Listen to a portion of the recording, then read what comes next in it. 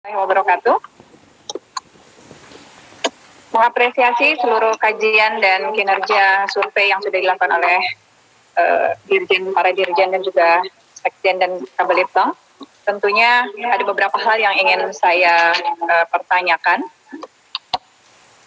Tidak berbeda jauh, tentunya yang paling pertama yang tadi di jalan saya dengerin adalah Dirjen Pendidikan Tinggi. Tentunya tidak terlalu mengalami hambatan yang berarti atau cukup signifikan, karena mahasiswa-mahasiswa barangkali sudah terbiasa dengan pembelajaran jarak jauh yang melibatkan basis teknologi di dalam kehidupan mereka sehari-hari.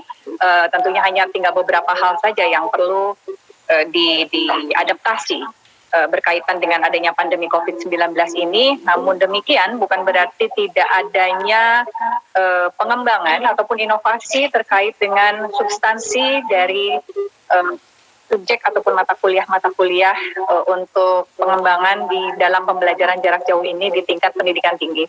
Tadi sudah disampaikan oleh Mas Putra Nababan, Bang Putra, tentunya saya tidak akan terlalu menyentuh hal itu karena tadi sudah disampaikan juga oleh Bang Putra terkait dengan IC dan bagaimana keamanannya, kerahasiaannya, siapa yang kemudian akan menjadi operatornya, regulatornya dan sebagainya sudah disampaikan. Saya akan masuk ke paparannya Kepala Badan Penelitian dan Pengembangan Perbukuan Kementerian Pendidikan dan Kebudayaan. Bagus banget paparan presentasinya. Yang ingin saya pertanyakan pertama adalah survei belajar dari rumah. Yang pertama, survei dilakukan terhadap guru dan kepala sekolah. Dan yang kedua, survei terhadap siswa dan orang tua. Yang ingin saya pertanyakan tentunya respondennya ini 1067 guru dan 988 kepala sekolah itu jalur dan jenjang pendidikan yang mana saja? Apakah semua jalur dan jenjang ini tidak diungkapkan secara detail atau secara jelas? Sehingga tentunya pembacaan hasil survei juga menjadi membingungkan maksudnya siswa belajar ini tidak ada akses internet dari jalur yang mana, jenjang yang mana. Menurut saya itu perlu untuk dispesifikasikan sehingga kita bisa mengetahui dan mengantisipasi dan mencari solusi bahkan terkait kendala yang terjadi sesuai dengan kategori hasil survei pada masing-masing jalur dan jenjang pendidikan. Kalau seperti ini kan kesannya aman semua, guru, kepala sekolah aman, siswa dan orang tua aman. Tapi spesifiknya gimana? Saya tidak bisa baca hasil survei itu. Hanya berdasarkan kepada nasional, non 3T, 3T perempuan dan laki-laki. Terkait dengan hasil survei yang berikutnya adalah adanya aplikasi sumber belajar. Saya tertarik sekali. Apakah yang disurvei ini semuanya kok kayaknya ya, ini asumsi saya karena bacaan hasil survei, semuanya tidak dimiliki oleh negara, tidak dimiliki oleh pemerintah. Katakanlah rumah belajar ini dimiliki oleh pemerintah. Bukankah kita seharusnya lebih fokus untuk kemudian melakukan inovasi, pengembangan, pembangunan, dan peningkatan beragam infrastruktur maupun sumber daya maupun konten pembelajaran itu adalah sesuatu yang kita miliki, yang harusnya menjadi sebuah subjek surveinya, menurut saya. Sehingga kita tentunya bisa lebih mengarahkan anggaran tahun 2020, anggaran 2021 yang direncanakan untuk membangun infrastruktur dalam rangka PJJ, pengembangan PJJ ini supaya bisa masuk dalam peta jalan pendidikan nasional itu seperti apa? Berdasarkan kepada hasil survei. Tapi kalau menurut saya karena hasil surveinya ini masih mix dengan aplikasi sumber belajar yang non pemerintah, tentunya ini menjadi kita bingung gitu mau bagaimana mengarahkan ataupun memberdayakan APBN di kerangka RKAKL yang nanti di 2021 terkait dengan pengembangan pembelajaran jarak jauh yang masyarakat sudah mendengar bahwa Pak Nadiem, Pak Menteri akan kemudian membakukan PJJ ini ke dalam sebuah peta jalan pendidikan yang akan dijalankan terus oleh masyarakat Indonesia di kemudian hari. Nah ini tentunya menjadi sebuah hal yang harus kita diskusikan lebih panjang lagi. Lalu berikutnya, ada terkait dengan hasil hambatan belajar dari rumah. Hambatan umum yang dihadapi oleh siswa adalah kesulitan memahami pelajaran, kurang konsentrasi, ketidakhadiran guru, dan perasaan bosan. Namun di daerah 3T, hambatan yang khas dirasakan lebih dari separuh responden adalah keterbatasan akses internet. Sedangkan berdasarkan gender, ketergantungan siswa perempuan pada kehadiran guru dalam belajar relatif lebih tinggi. Tulisannya di depan analisis pelaksanaan, tapi saya tidak melihat di belakang ada hasil analisis terhadap temuan ini. Apa sih hasil analisanya kalau hambatan umum ini terjadi antara perempuan dan laki-laki berdasarkan gender? Apa yang dilakukan oleh para dirjen di dalam petajalan pendidikan, di dalam pengembangan PJJ? Karena PJJ notabene sudah pasti tidak akan adanya interaksi sosial, interaksi fisikal, atau secara fisik langsung yang akan membentuk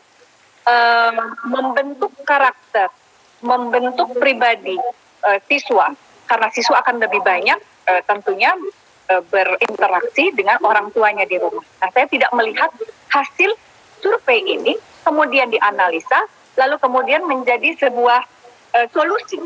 Apa yang bisa dilakukan di dalam PJJ rencana di masa datang pasca pandemi atau prediksi pendidikan pasca pandemi yang disampaikan oleh Sekretaris Jenderal Kemendikbud misalnya. Padahal di dalam paparannya Sekretaris Jenderal Kemendikbud, salah satunya adalah membangun platform pendidikan nasional berbasis teknologi sebagai bagian dari peta jalan pendidikan. Saya tidak melihat bahwa hasil survei ini diintegrasikan ke dalam rencana-rencana yang dipaparkan oleh Dirjen Pendidikan Tinggi, oleh Sekjen, mau juga oleh Dirjen GTK. Saya belum melihat hal itu. Terakhir dari yang ini ya, baru terakhir yang ini. Masih analisa, belum yang lain. Persepsi siswa tentang belajar dari rumah. Sebagian besar siswa, terutama siswa perempuan, tidak senang belajar dari rumah. Itu hasil survei. Lalu analisanya apa? Lalu antisipasinya apa? Solusinya apa yang ditawarkan oleh para dirjen terkait dengan hal ini? Karena kita masih belum jelas pandemi akan selesai kapan, vaksin COVID-19 ini akan ditemukan kapan, tentunya ini harus diantisipasi. Jangan sampai nanti, begitu 2 tahun kemudian, ada missing link ternyata pembangunan karakter. Sementara Pak Nadiem sendiri menyiapkan survei karakter. Tiba-tiba nanti ada temuan di ujung survei karakter, psikometrinya sudah ada, atau alatnya sudah ada, alat ukurnya, lalu kemudian diukur, ini kenapa ya? Padahal di surveinya sudah ada ini, hasil surveinya, tapi di tengahnya nggak diolah. Kemudian hasil survei karakternya ada, ternyata ada yang hilang. Apa yang terjadi? Di tengah-tengahnya kita tidak garap. Nah, saya tidak melihat di tengah-tengahnya ini, Bapak, para dirjen ini menggarapnya. Saya tidak melihat hal itu di paparan. Mungkin sudah ada di dalam pikirannya Bapak dan Ibu, tapi tidak tercantumkan di sini.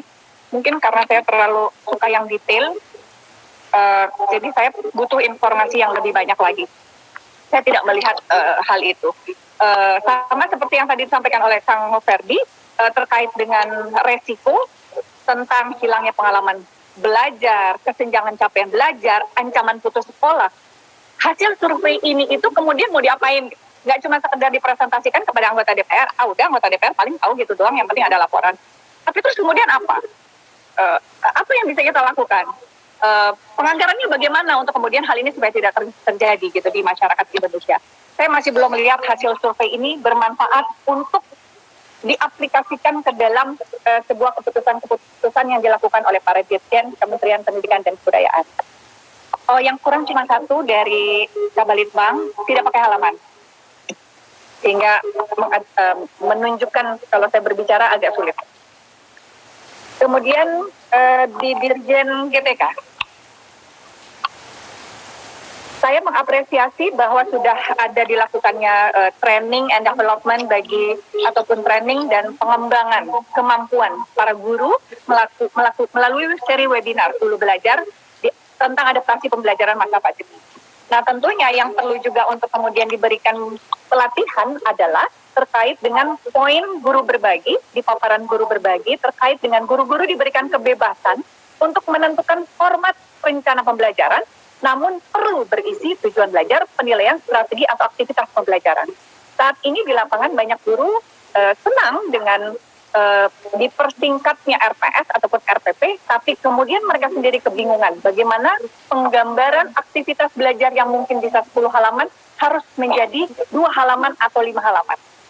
Saya yakin Bapak dan Ibu, apalagi para PhD semuanya, pasti pernah submit jurnal yang kemudian harus 6.000 kata atau 5.000 kata, tapi kemudian Bapak Ibu menghasilkan catatan jurnal ilmiahnya 8.000 kata. Tidak mudah untuk bisa menyingkat hal itu. Nah, menurut saya, Pak Iwan, penting untuk kemudian memberikan juga pelatihan kepada para guru-guru untuk bisa membuat format rencana pembelajaran yang singkat, namun berisi 3 poin yang diharapkan oleh Bapak yang Bapak tuliskan di sini.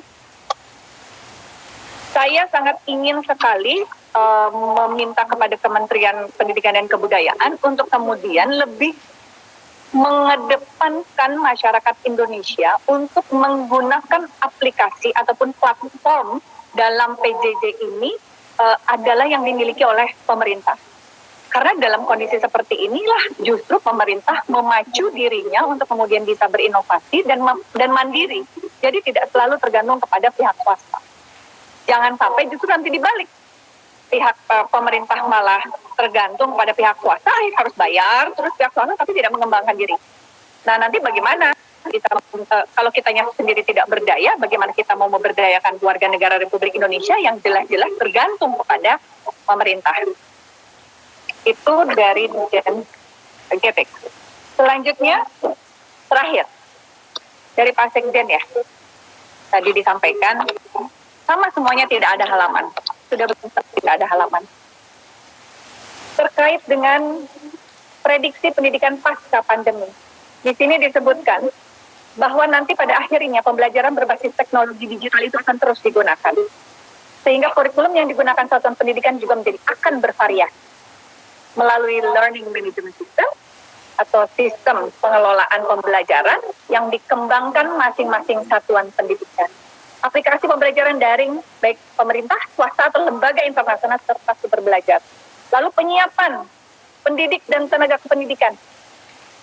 Semua yang poin-poin ini disampaikan, saya masih melihat adalah pointer payung besar yang belum secara teknis dan secara operasional disampaikan kepada kami, khususnya kepada saya, sehingga saya bisa paham, oh, goal ini bisa dicapai, atau tujuan ini bisa tercapai melalui tata cara seperti ini, melalui teknis yang seperti ini, sehingga ini bisa tercapai. Saya belum melihat di paparan seperti ini. Semuanya masih bersifat payung besar, normatif, tapi belum tahu ngupasnya mau pakai pisau apa, disajikannya mau pakai piring yang mana, berapa besar porsinya, sehingga kami juga bisa melakukan pemikiran pengawasan anggaran, sehingga ini bisa memungkinkan terjadi dalam jangka waktu berapa tahun. Saya takutnya, kok ini semua bersifat umum saja, bersifat payung besar saja, karena siapa tahu nanti kalau presidennya ganti, menterinya di reshuffle, kemudian ya pasti ganti lagi kebijakannya, jadi umum-umum aja dulu deh, daripada tercapek-capek udah bikin. Saya inginnya ketika kita membuat peta jalan pendidikan nasional itu, apalagi ini terkait dengan memasukkan pembelajaran jarak jauh menjadi satu bagian alternatif dari pembelajaran yang sudah ada saat ini, itu bersifat long term atau jangka panjang. 20 tahun mau presidennya ganti berapa orang, mau menterinya di reshuffle berapa kali, tapi platform ini ataupun peta jalan ini tidak berubah. Sehingga nggak galau para tenaga pendidiknya, tidak galau anak-anak, dan tidak galau juga orang tua untuk melakukan adaptasi. Karena saya yakin tidak ada yang mudah melakukan adaptasi. Tidak ada orang yang bisa mudah, saya yakin semua yang hadir di sini juga tidak mudah untuk bisa mendampingi anak-anaknya untuk bisa belajar. Apalagi yang SD. Saya sih alhamdulillah, saya udah SMA mau kuliah. Tentunya tidak terlalu mengalami kesulitan. Tapi bagi orang tua yang biasa bekerja lalu kemudian harus menjadi mentor di sekolahnya atau di rumahnya, karena PJJ ini tentunya itu menjadi sebuah hal adaptasi yang tidak mudah. Saya yakin tidak mudah. Nah tentunya karena sekarang ini pembiasaan yang dipaksakan untuk berubah, tentunya ini juga harus bisa dimanfaatkan bagi pemerintah untuk bisa memperkuat infrastrukturnya, mempersiapkan diri tidak tergantung kepada pihak swasta, dan memanfaatkan APBN yang ada. Menurut saya itu saja pimpinan. Terima kasih, mohon maaf lahir dan batin jika ada kata-kata yang kurang berkenan. Izin, saya mau ke taksi, saya tinggal sebentar, nanti saya balik lagi. Terima kasih.